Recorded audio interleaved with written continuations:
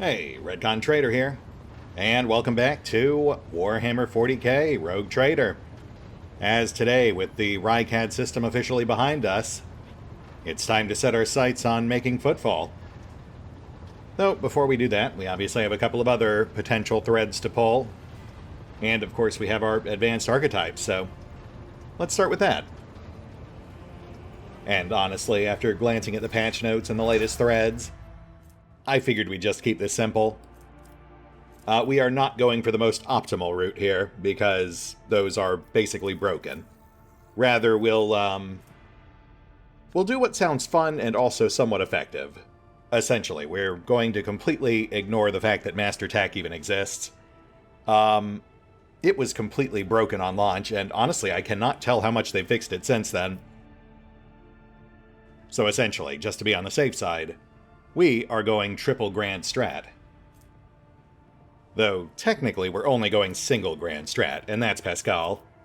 Because, of course, both Cassia and Adira will be largely focused on bolstering their psychic powers with this particular archetype.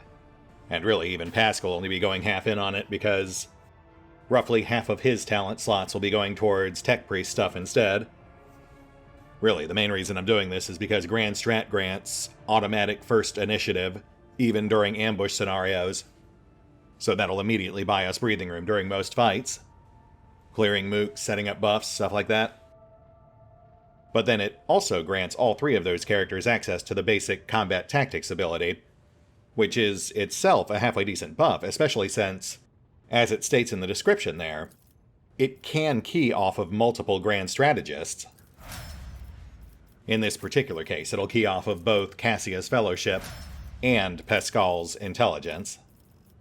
Whereas Adira, of course, is just grabbing it for the bonus initiative, plus the ability to move the zones if need be. But yeah, that should hopefully give us a nice advantage without feeling completely broken.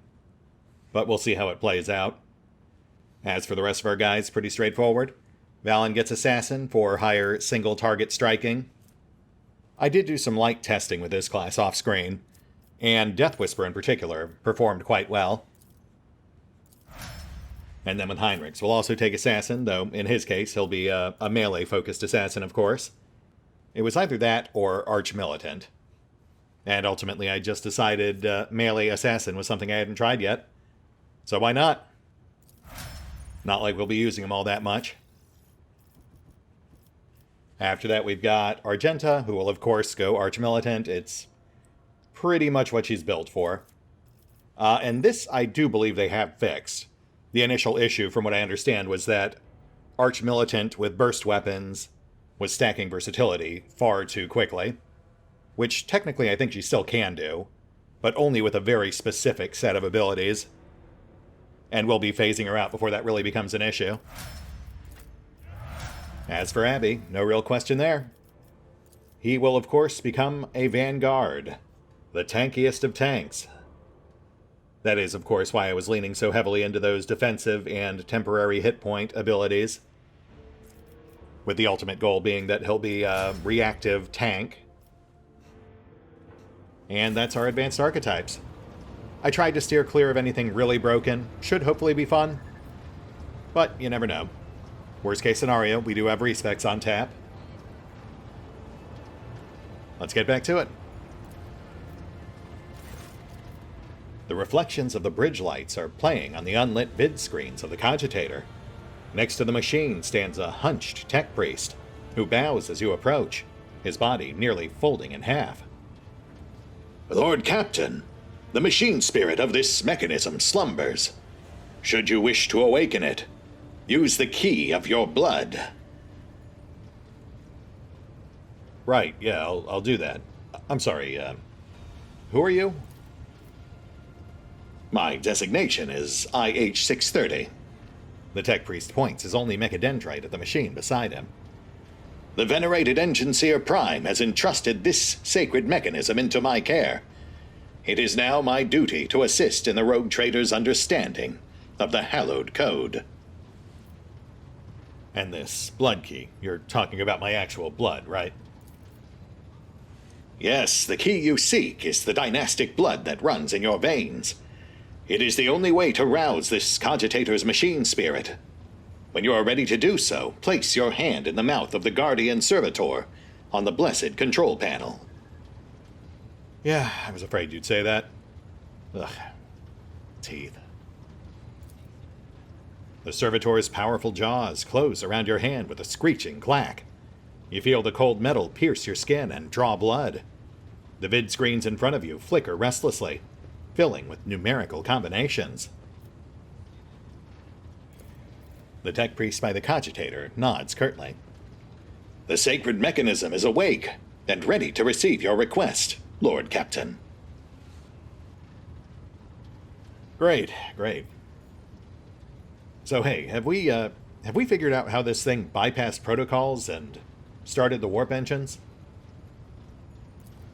The Enginseer Prime spends hours pursuing the quest for knowledge in hopes of comprehending the nature of said miracle. May the Omnissiah's grace guide him on his journey.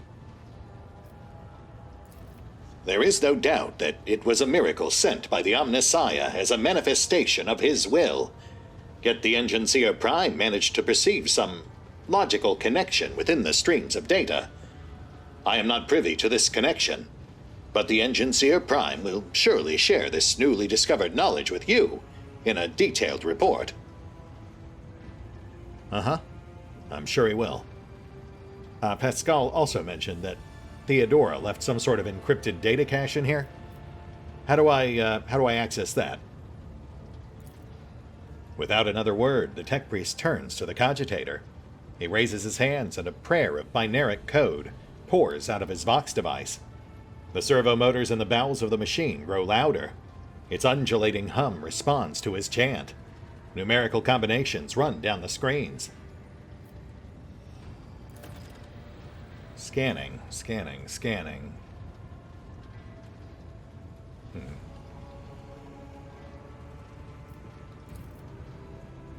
The machine spirit has discovered numerous critical errors. The data is damaged. The tech priest stops abruptly, and the green glow of his visor narrows. Registering an intact segment, the machine spirit has spoken. The worlds of Kiava Gamma and Argonis hold certain data repositories. The mechanism is ready to provide the rogue trader with data keys that can unlock said repositories. That's fantastic. Any idea what kind of data we're talking about?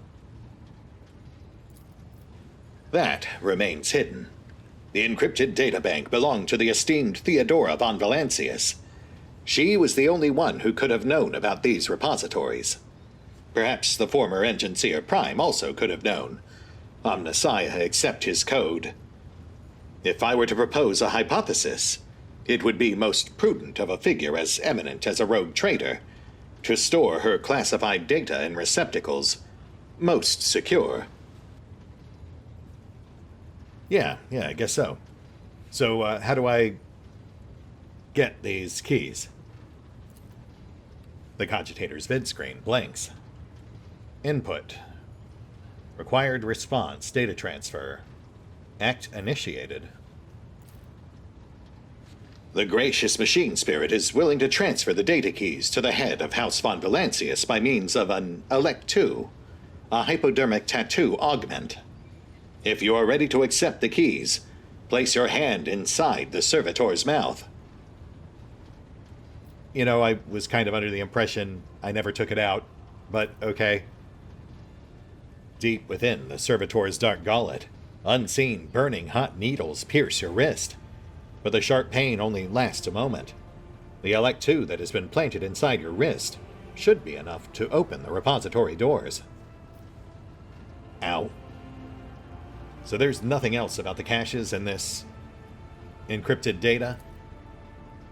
The vid screen flickers rapidly. Input. Damaged component. Stat check initiated. Rest initiated.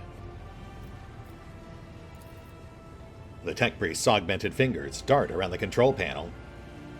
The Omnissiah favors you.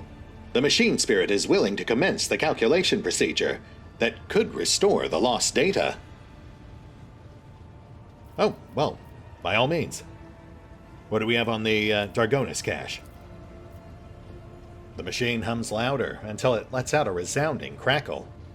Then the sound stops, and an unmoving numerical combination lights up on the screen. The tech priest's synthesized voice sounds almost concerned. The data has been restored, but it is only a single phrase. Litanies of the motive force. That is all the sacred mechanism was able to salvage. Interesting. And the Kiava Gamma cache? The servo motors within the cogitator pick up the pace, their heavy thrum growing louder. The machine clicks abrasively for several minutes, until eventually a numerical code appears on the screen. The tech priest turns to you. Blessed are the Omnissiah's deeds.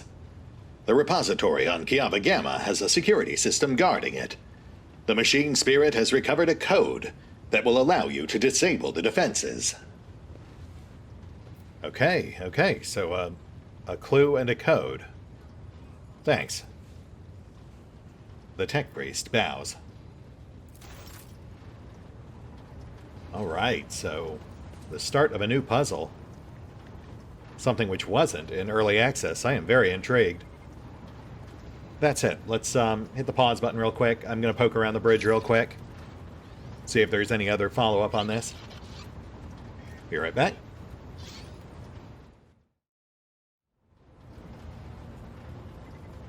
And we're back. And yes, it turns out that 2 characters actually have a follow-up for us. So let's look into that. Lord Captain?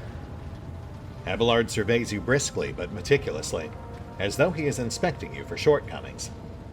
Then he offers you a courteous nod. You know, Abby, you can just call me Valen. I thank you for the honor, but I must decline.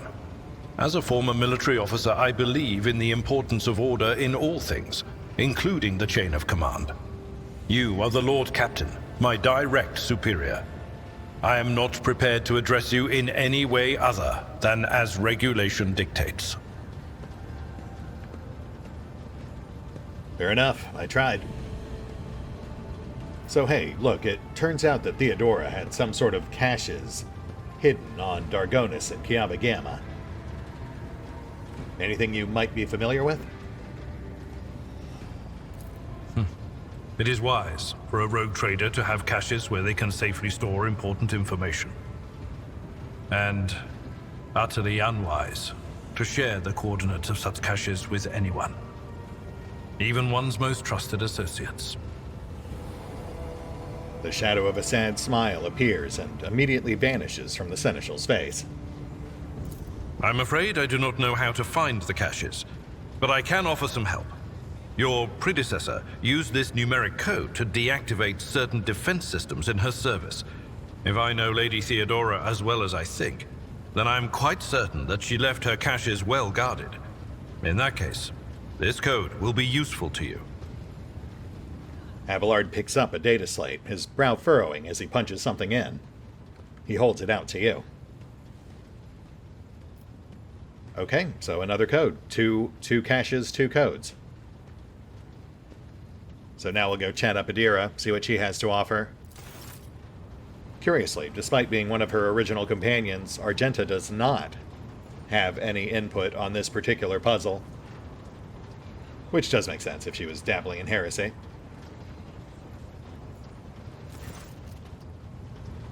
When Adira sees you, her lips curve into a smile, and she nods at something over your shoulder. Adira, something's been bothering me. You seemed very upset when Argenta suggested that Theodora had been dabbling in heresy. It was just my nerves playing up. Something about our little saint doesn't sit right with me, and I trust my gut.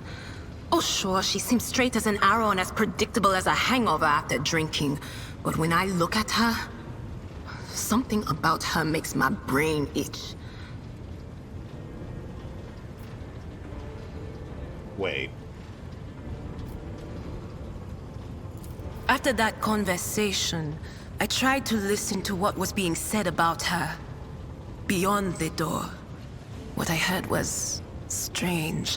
Blood in her past, twilight in her present, and something like a star leading her. But where is it leading her? I saw several roads, and all of them frightened me.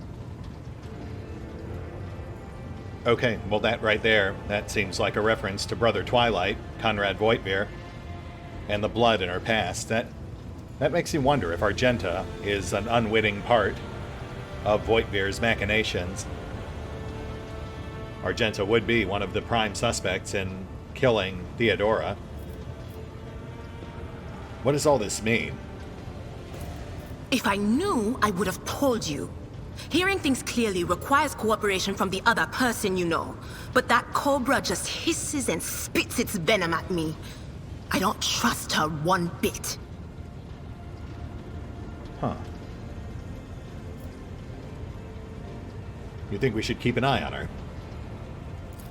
It certainly wouldn't hurt. I'll keep a watch on her too. Ugh, if only I knew what it meant. Maybe it means danger for her. Or maybe danger coming from her.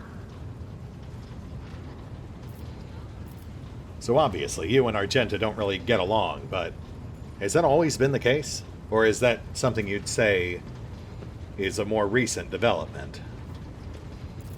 The little sister is afflicted with her own set of voices. Ones that whisper to her about corruption and heresy.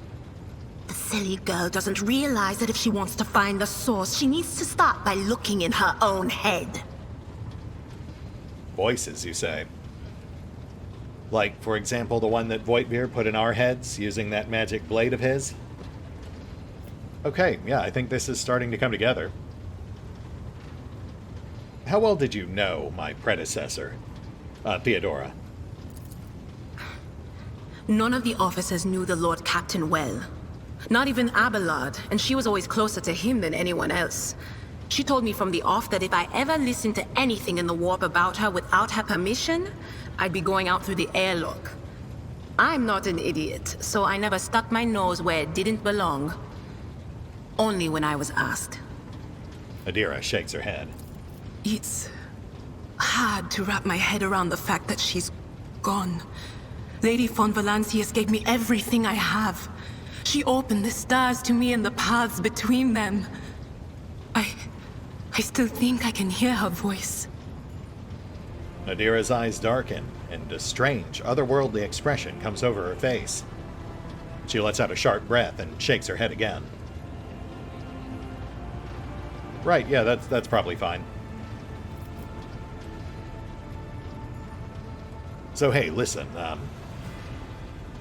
I just found out that apparently Theodora had some sort of hidden caches on Dargonis and Kiava Gamma. You spent a lot of time with her. Anything you're familiar with? Me? Not a clue, Lord Captain. I don't know who Lady Theodora would have told about a thing like that, but it definitely wasn't me. Why would you whisper that to me now? Why? Grief passes over her face like a shadow. Lord Captain, I don't know anything about caches or Lady Theodora's secrets, but the voices have just reminded me about something. I was once given the chance to try some real wine. Lady Theodora gave me some. Not just any old synthetic booze, but her favorite plonk. She always drank it in her palace. It was golden in color, and its name was Flame of Purity. A silly name, but the flavor was so intense, and like nothing I'd ever tasted before or since. Apologies. It's probably not important, but I don't know anything more than that. Sniffing sadly, Adira shakes her head. No, that's useful, thanks. Of course. Always at your service, whenever you need me. Interesting. So, 2 codes, 2 clues. And then something else I didn't really count on, which is another big clue as to, I think, who really killed Theodora. And yes, I am starting to think it's pretty obviously Argenta. Though it does seem like they may have set it up so that it was still ultimately Voigtvir's fault.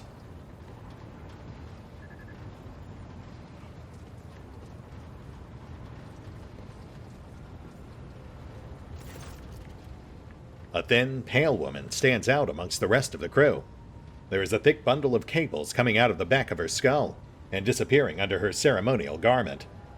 And you see the grade of a quietly humming vox where her mouth should be. The woman sees you and bows her head in a respectful greeting. How may I serve you, Lord Captain? We've had a hard few cycles. I was thinking I should address the crew. Bolster morale. Can you patch me through? The Voxmaster nods obediently and presses several switches on the device she is holding. It is done, Lord Captain. You address the crew with a rousing speech and hear your voice roll through the ship, reaching even the normally quiet corners of the vessel. When the broadcast ends, you hear distant shouts of approval. Nice. So tell me, Vigdis, right? Aside from handling the ship's Vox systems, what exactly do you do? I am the ears and the voice of this void ship. I supervise several dozen officers and 3 times that number of support personnel. We receive, send, encrypt, and decode all incoming and outgoing messages through the ship's internal and external channels, and we also ensure clean communications and the optimal efficiency of the crew's Voxcasters. If you ever want to know what worries and concerns your crew are harboring, what your subjects are whispering about in local networks after their watches, and what their leaders are clamoring about over shortwave Vox transmissions, just come and see me. I will satisfy your curiosity. I see. Like what? What have you been hearing recently? You may be interested to know that a group of officers was discussing a grim rumor over lunch. Word has it that the apparition of Lord Captain Theodora has been sighted on board lately. Yes, you heard right. They say she is haunting the decks, dragging wayward crew members off into oblivion. Disquiet has spread throughout the ship, as the anomaly has been reported in different sections, sometimes entire kilometers apart. Right. You know, someone was just telling me they could still practically hear her. I'm sure that's fine. The Voxmaster leans closer to you. Master Heinrich van Kalox expressed interest in our communication stations and Voxnets a short while ago. The interrogator appears to be very well versed in the matters of sacred technology, and it worries me. A man of his knowledge and in his line of work is capable of discreetly planting his own devices in our systems. We will be vigilant, Lord Captain, but you should try to be more careful as well. Duly noted. Thank you, Vigdis. I live to serve, Lord Captain. So obviously nothing there about the caches, but still some intriguing tidbits. Especially regarding Adira's commentary earlier.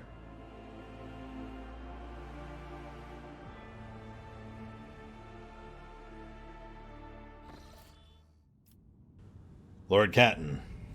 Ravor's voice over the box sounds weary rather than annoyed. I'm getting reports of several ships moving toward us. Judging by the fact that they're not responding to our hails and the telemetry shows a trail of macro batteries, they're not here for a chinwag. Ready to issue orders to prepare for battle at your command. Why am I just hearing about this? The rubbish of Furibundus, and I'm not talking about the wrecks that are about to open fire. I mean the remains of meteorites, gas clouds, refuse from the shipyards. It all bunches together, and the smaller ships hide behind it to harass ships as they emerge from the warp. You think this might be related to our former Master of Whispers? The silence over the box lasts for several seconds. It's possible. He could have hired some scum, Or maybe it's just a pirate who saw the state of our ship and decided to push his luck. Well, let's teach them the error of their ways. Weapons hot, Captain. Take us in.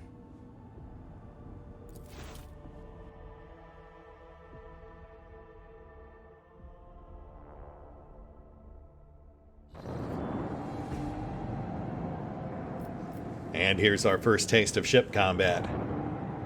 I've been looking forward to this. I really enjoyed it back in Alpha. And now we have a full system to actually play with, as opposed to just all the placeholder mechanics from back then. So let's see what the RetconRaider can do. And as a quick reminder, we're using the torpedo ship, which was unique to one of the various pre-order things. I forget which one. So instead of a prow-mounted primary lance, we have a torpedo autoloader, which lets us deploy a new volley every round. And that is supplemented by 2 short-range but high rate of fire side-mount mag batteries, and a much more versatile than normal rear-mount dorsal lance. Let's do a strafing run on this guy. In theory, our side mounts should tear him apart. And then hopefully the other guy should be distracted by our torpedoes.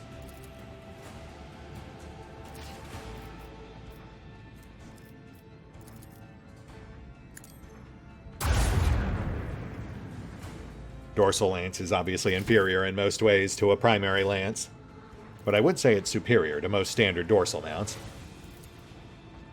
Ideal for softening up shields before you go in for a broadside or torpedo volley. Speaking of which,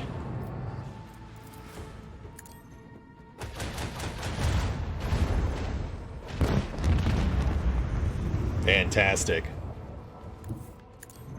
Yeah, those alternate side mounts are brutal, but they do require getting very close. Ah, crap. Okay. Oh. Right, yeah, that was nothing.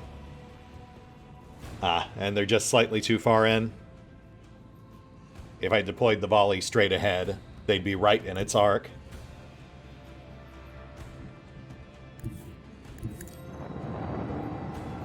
No big. They should be just within reach of our side mounts.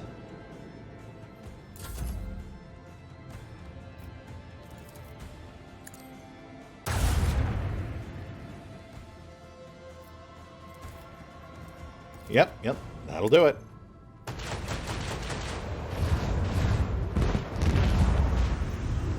We left them strewn across the stars, which nets us XP, scrap, and ancient machinery, which I believe we have immediate use for. Let's work our way out towards Drusus's blessing, though we'll clear these POIs en route. Lord Captain, the station's airlocks have been sealed from the inside. A Vox recording is stating that the priesthood of the Altar Templum Calixis X-17 Sanctuary have no desire to communicate with the laity, and are refusing access to guests on the basis of the Adeptus Mechanicus's privilege of inviolability, granting them sole jurisdiction over their sacred sites. Fair enough. Had to try. Again, I'm absolutely certain that'll be a relevant location later down the line. That's where Pascal was stationed up until his recent pilgrimage. Lord Captain, we have the flagship Drusus's blessing with a small escort dead ahead. They're requesting a direct Vox channel. Patching it through. The Vox channel clicks, and after a brief pause, a dry, low voice hails you. Greetings, Lord Captain. I am honored to speak with the rogue trader of House von Valancius. May your name be known through the ages. Chartist Captain Asterius Thorfast, bearer of a free charter of the merchant fleet. How can I be of service? Well, tell me, Captain. What's the merchant fleet doing all the way out here? We develop supply routes for Chartists. You see, my ship is a representative of the merchant fleet in this part of Imperium territory, yet we do not have a fixed charter-defined trade route. Our mission is to establish business contacts with voidfarers in need of regular ship repairs, and those who are interested in specialized goods. Is that so? If there are no trade routes, then how do you source your supplies? Are you asking me to disclose our suppliers to you? Thorfast laughs airily. Well, frankly, they come from both everywhere and nowhere. We get our wares either from lucky voidsmen who stumble upon an abandoned or dilapidated ship somewhere in a neighboring system, or from unlucky ones whose sorry tub arrives on footfall in such a state that it's easier to take her apart than to restore her. So, bartering and scavenging? Sounds like you work pretty informally out here, then. For the most part, yes. All the Expanse has is fleets of different organizations and small flotillas of merchant ships. Uninterrupted communication between worlds is a matter of life and death for many outposts of humanity, so even in this dark corner of the Imperium, there are Chartists and ships assigned to the various Adeptus. Alas, the Expanse has next to no stable trade routes, so the job can be precarious at times. Then again, no one is more intimately familiar with the hardships of local commerce than a rogue trader. Yeah, so I've noticed. Alright, Thor, let's see what you've got.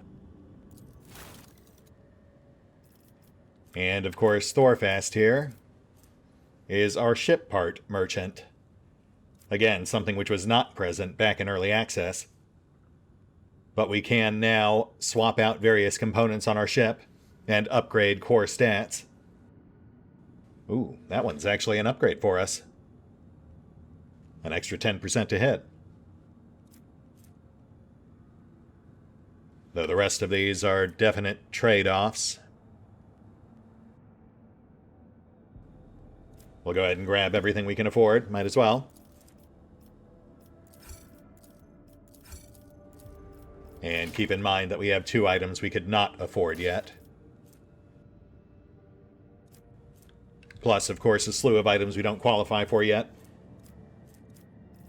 Which brings us to those parts we just salvaged. The ancient machinery.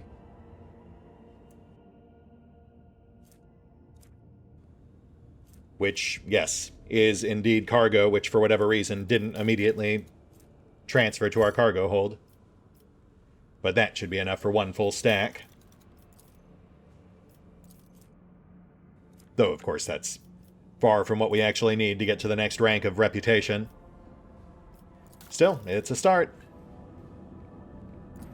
Anyway, let's go ahead and step things up a little, shall we?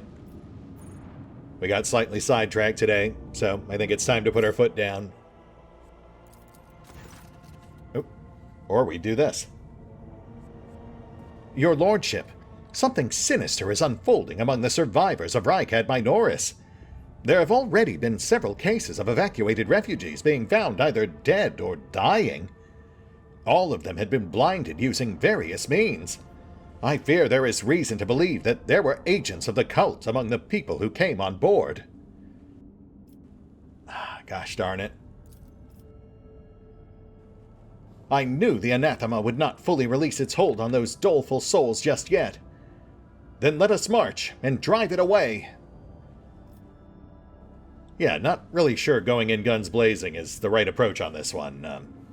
Danrock, please continue. The esteemed nobles and their families were given quarters befitting their status. The horrors of the massacre in the streets are still fresh in their minds, so initially they made regular trips to the lower decks to take out their fears and angers on serfs from our own crew. It would have been disrespectful to confine the nobles to their compartments, so we used shackles of a different sort, by generously supplying them with amasec and intoxicants. Yeah, okay, I can't say I'm really crazy about letting them use the serfs as punching bags either, but I guess that's just standard operating protocol. The venerated Praetor Electroid Dar Impulse VI and his retinue took refuge in one of the engineering bays, or more accurately, they barricaded themselves in. The wise servants of the Omnissiah are fearful beyond measure that ignorant laypeople might damage or offend their miraculous fusion reactor, so they cloister themselves in their own personal fortress. Which, honestly, I'm just fine with. If that thing explodes, it could take out a whole planet, let alone a void ship. So I think we'll just let the Electro-Priests handle that. 11 bodies have been found thus far. The first victim had their eyes burned out with a gas torch. The second had acid splashed in their face. The third was found wandering around on their last legs, and with metal pins sticking out of their eye sockets. Ah, yes, the Volo treatment. They died before we could interrogate them. The rest were killed and disfigured in similar ways. Through blinding. No trace of the killer's identity was found. All right, let me know what you find out. It will be done, your lordship. If I may interject, there is no need. The interrogations have already been conducted. I put the enforcers on alert as soon as the first body was discovered, though I decided not to disturb your lordship until I had the results. Well, now I do. We have already arrested, let's see, 4 perpetrators at the scenes of crimes that had yet to take place. Those are not murders. They are self-inflicted. Self-inflicted? What are you talking about? The people we apprehended were about to blind themselves and end their own lives. I am confident that all who perished did the same. When questioned, they all said the same thing. They are haunted by the sight of the dying Rykad Minoris. Even in their sleep, they still see the same horrific picture. So the sad wretches would do anything to make this nightmare stop. Ooh, okay. So that's less murders and more just like an epidemic of violent post-traumatic stress disorder. Can't say I saw that one coming. And unfortunately, I can't really say any of these options here are really ideal treatments either. I mean, I guess it would be a bit much to assume that our void ship would have a dedicated staff of therapists on hand. We could up the guard, but that might just raise tensions, and they can't be everywhere all the time. Just doping everyone up obviously comes with its own complications as well. So I guess technically our best bet is to rely on faith, which is a tangible force in the Warhammer 40k universe. Have the ship priest tend to the survivors. Certainly, Lord Captain. Except I am afraid it is not just the refugees. Abelard's voice is grim. 3 out of the 4 people we arrested were members of the ship's crew. They watched Rykad Minoris die, and it left their minds scarred. We all bear the mark of that dark catastrophe, for it was the attention of the ruinous powers that branded our very souls. May the God Emperor have mercy on us. You were warned, your lordship. It is regrettable that you did not listen. Man, shut the up. Friggin' Heinrich's getting mouthy now that he knows he's right on the cusp of safety at Footfall Station. Seriously, though, I mean, no matter what we did, we were going to see Rykad Minoris, the entire Rykad system, die. We were there when the Dark Eldar stole the sun. We witnessed the planet falling to chaos. Even if we had destroyed the reactor, we still would have seen the entire planet burn. Dude just wanted to get in an I told you so, and I do not approve. I'll be glad to have him off our ship. Surely this is the last we'll see of Heinrich Sven Kalox.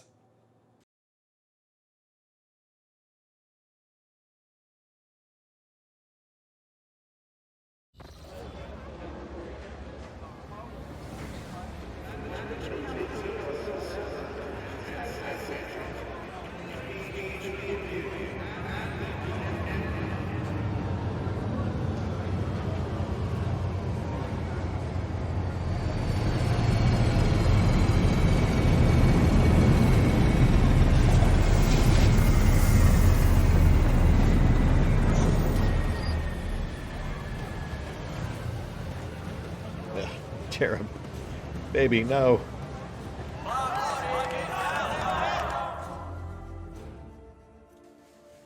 The welcome procession is not particularly long, but it does attract attention. Everyone is dressed in their finest apparel, every button gleaming. Standing in front of the others is a woman with clearly expensive implants. She bows in a solemn curtsy. Rogue Trader, Footfall welcomes you. On behalf of the Liege, Lord Vladain Tokara, allow me to express my joy at your arrival. The Liege awaits you at his residence, but should you have other business to conduct on the station, I would be honored to serve as your guide. Cassia's lip curls slightly. This is so familiar. Behind the amber-colored scattering of words of welcome, far less appealing hues lurk, murky and diluted, the look of someone accustomed to lying and hiding their intentions. Adira jerks her head, shakes it, and hisses through her teeth. Someone's coming, and they're coming for us. Watch out, Lord Captain. Abelard sighs and casually places his hand on his weapon. Who's it this time? Judging by the voices, there's a lot of them. Angry. They've got teeth, but they aren't that sharp. Their strength is their numbers. Pray, what are you talking about? What could you mean by such a cryptic She doesn't get to say the rest. Hey, newcomers! Heads up? How's this for a warm welcome?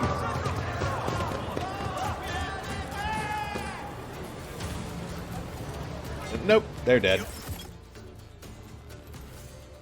Alright, we're into it. Let me just get rid of this monstrosity.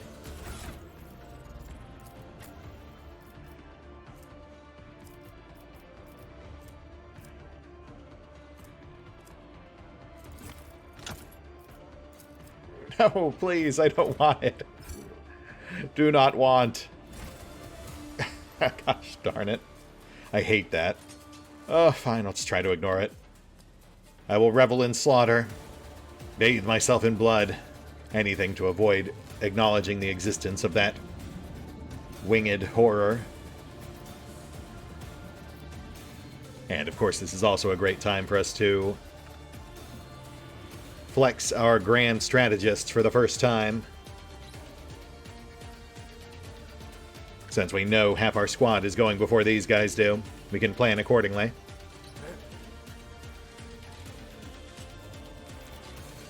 I mean, technically we go 3.5 times before they do.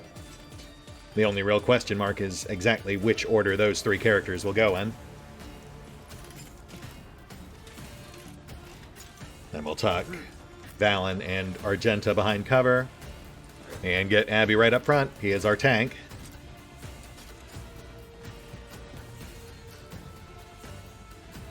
Let's see what we can do. First things first, let's start clearing mooks. Buy ourselves some breathing room.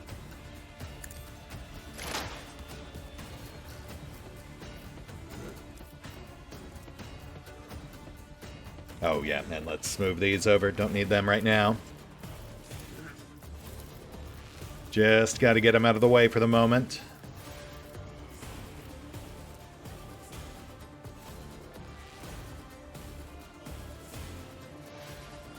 Let's toss out a buff. Then we'll zap one of the clusters.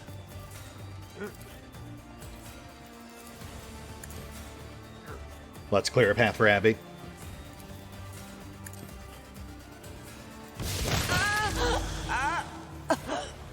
That will do. Looks like the spillover went to this guy. Fall back. We'll have her focus on the right flank on our full turn.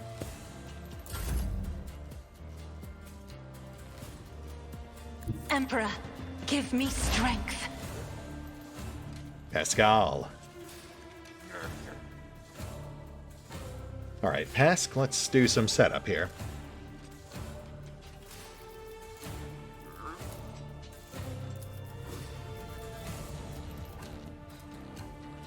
We'll get tactical knowledge going.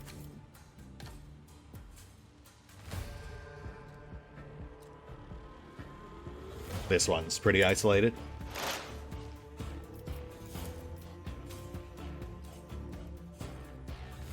My vow is to serve. Okay, not great, but we'll take it. 6 stacks is better than none. Nerf. That'll reduce damage output. Ah, and no luck on the axe. Which is fine. Let's get the right flank bunched up.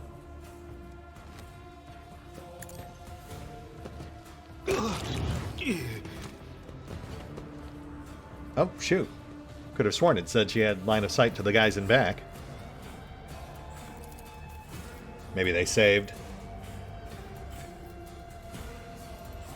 Ooh, let's get Abby on their leader.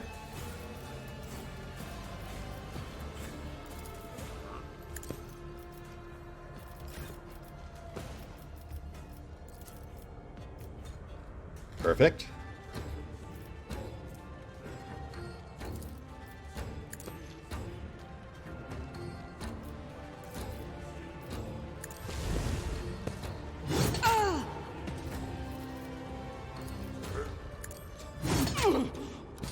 Nice. It will be done. Got her down to 1/3. And let's zone out. I'm not accustomed to being ordered around. Rear zone is a bonus to damage. Mid zone is buff to defense.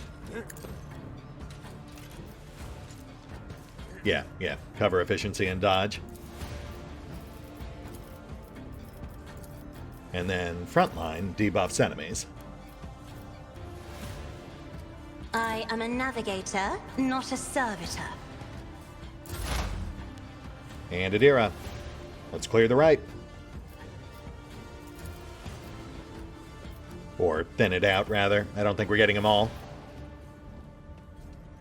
Especially if we can't draw line of sight. Anything else?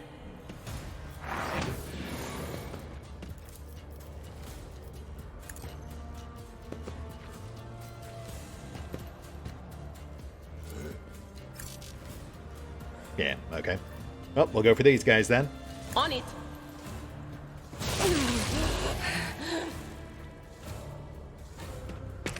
Oh, we got the armored. Nice. One less thing for Pask to worry about.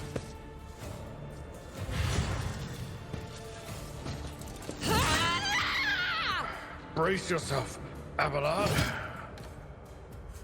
Abby, buddy, she didn't even make it through your grit. Pask, on the other hand, did take a slight ding. But no injury, so we're good.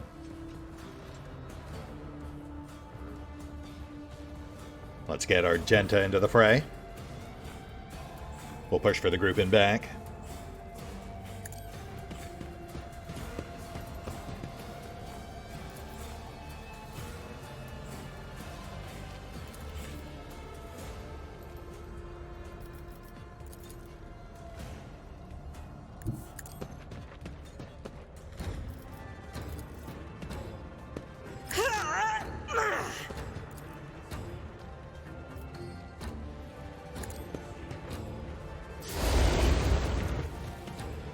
Oh, goodness. Okay, well that kind of fizzled out. I must have misclicked.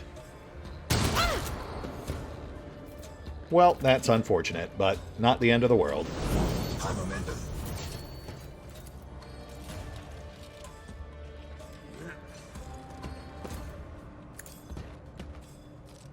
None can escape the Emperor's judgment.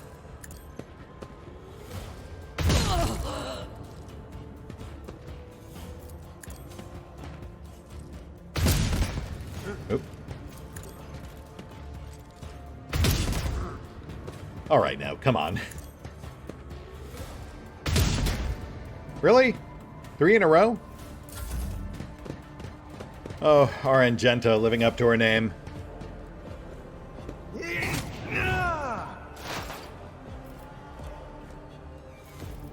Okay, she's fine. Let's wrap this up.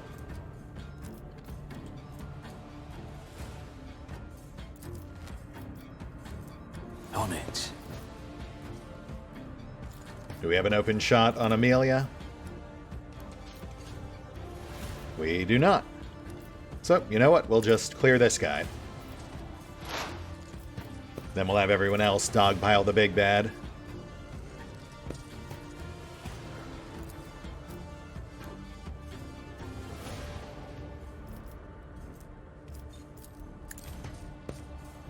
You never stood a chance.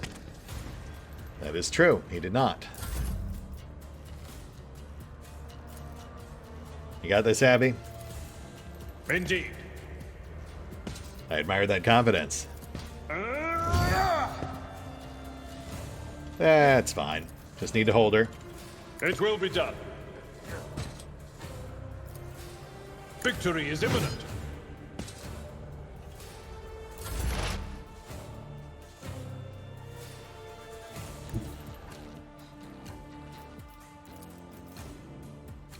Explorers know one route. Forward.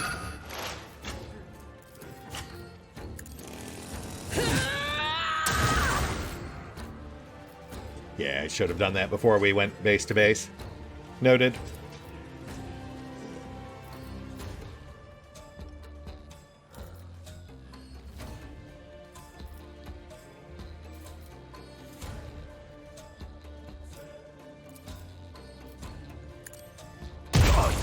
No! Thugs cleared. Argenta freed up. And Cassie, let's have you clear this last cluster.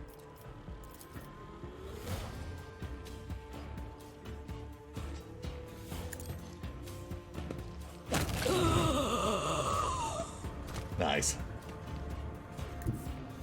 I have read tomes of military tactics. And Abby. Oop, or not.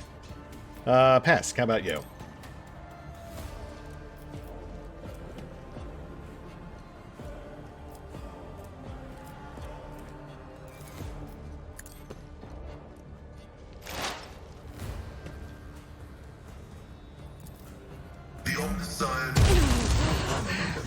Yep, that'll do it. Which just leaves the one sad mook, so let's trim him and we're done. Let the cycle be discontinued.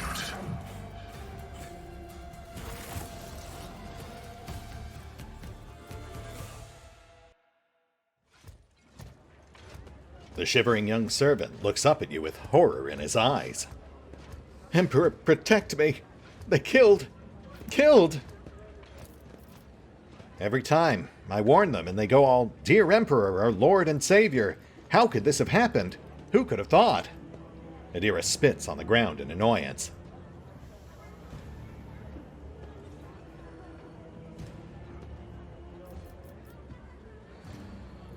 What in the Emperor's name was that? A full frontal assault on a rogue trader right on the docks? Your Lordship, those guys were Anvers. They're a gang. They're the worst, I'm telling you. They're scared of no one, not even Liege Tokara. He glances around like he's expecting more bandits to appear. So I take it this isn't just a one-time thing. This happens often? Shooting, yes. Attacks on nobles, not very often. Unless it's the Anvers.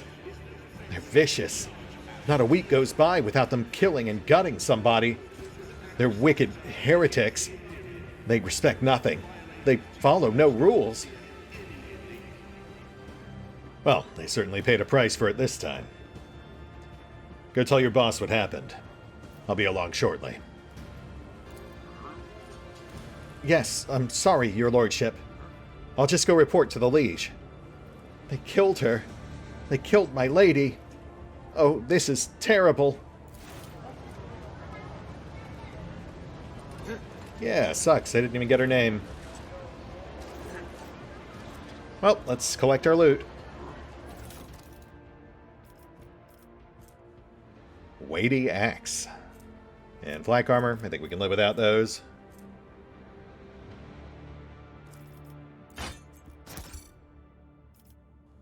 What about the leader?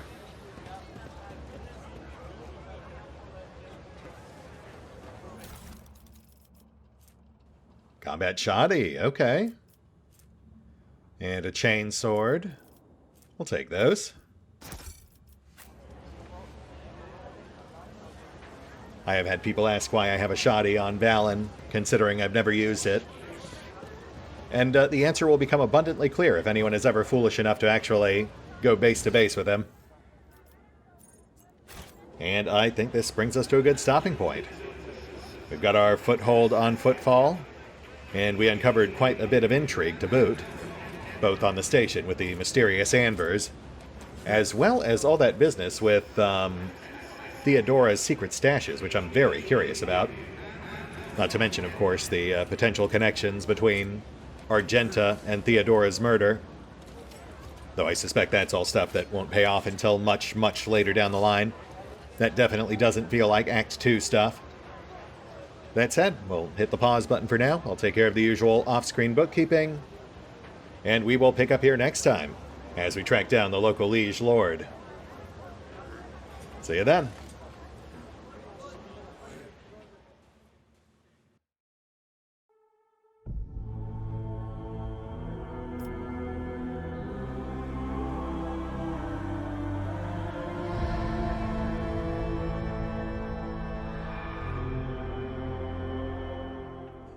Oh, and special thanks to the Raiders, the fine folks who help make these videos possible, including but not limited to Revenant, Alois, CrowkingLoR, Dragon Matrix 7, Drakiith, EV23, EgonAlter, Exsellsior, Gottlieb, James Trimmier, Kazorm, Mark Giemza, Nathan Welch Jr., OverlordPherom, RandomPassrby, RobbyB, Tomasz Piątkowski, Triphoppenskip, and Valinrook.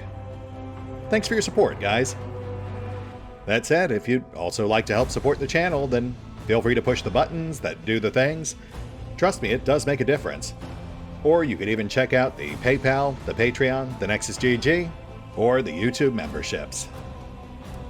Links are in the description. I thank you for the honor, but I must decline.